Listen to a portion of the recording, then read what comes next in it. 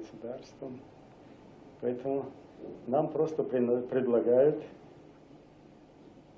в лесу выловленного дикого медведя посадили в клетку и говорят: иди, заходи в клетку и живи с ним, дружи. Подай ему лапу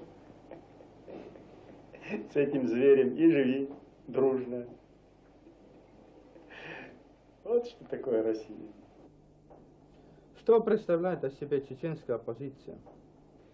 Весь мир знает, что никакой оппозиции здесь не было, нет на сегодняшний день. Оппозиция должна иметь радикальную программу, свою общественно-политическую структуру, зарегистрированную, деятельность, которая признана в правовом отношении, принята, признана в своей структуре, в подходах.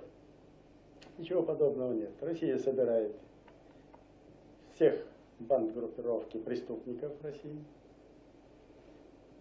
Их называют кличками оппозиционеры, вооружают их до зубов, платят им огромные деньги, отпускают на это несметные средства, просто немыслимые даже нормального человека воображения.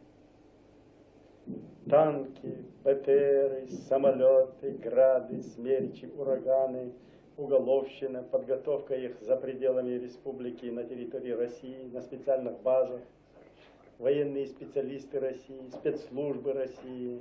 И для примешки несколько, уголовников из чеченской национальности, и это называется весь винегрет оппозиции. Оппозиция по-российски, а по сути дела русизм.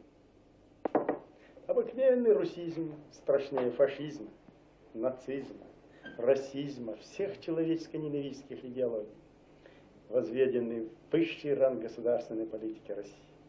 Русизм страшнее фашизма.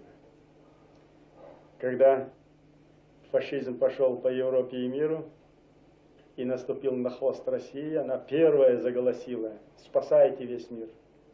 И весь мир пришел на помощь в борьбе с фашизмом, и сами немцы пришли. И сами немцы отвергли первые фашизм, и весь мир отверг эту чуму. А теперь, когда русизм уничтожает целые народы, сметает с лица земли, причем выбирая самую беспомощную жертву. Всю историю России она выбирает самую беспомощную жертву. На полное физическое уничтожение и реалистическое устрашение мира. Вот какие мы сильные, мощные, что мы можем, какие коварные, злые, хищные. Нагорный Карабах вычленили и уничтожили полностью это образование. Далее пошли Абхазию вычленили из Кавказа, из Грузии, уничтожили весь потенциал.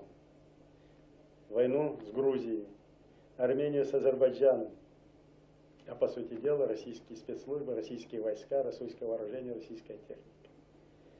Южную Осетию вычленили, уничтожили. Северную Осетию, Ингушетию вычленили. И физическое уничтожение целых народов. Насилие, смерть, кровь, уничтожение народного потенциала. Российское руководство всю свою историю, когда ей было тяжело, бежало, на подписание договоров, которые она никогда не соблюдала, не будет соблюдать и не мыслит. Как только укрепится, так начинает снова, вычленяет самого слабого и начинает над ним издеваться. Такова Россия, империя зла. Империя зла, как была, есть и остается. Хищность свою, алчность, беспощадность, бездуховность, безнравственность продемонстрировала на Чечне.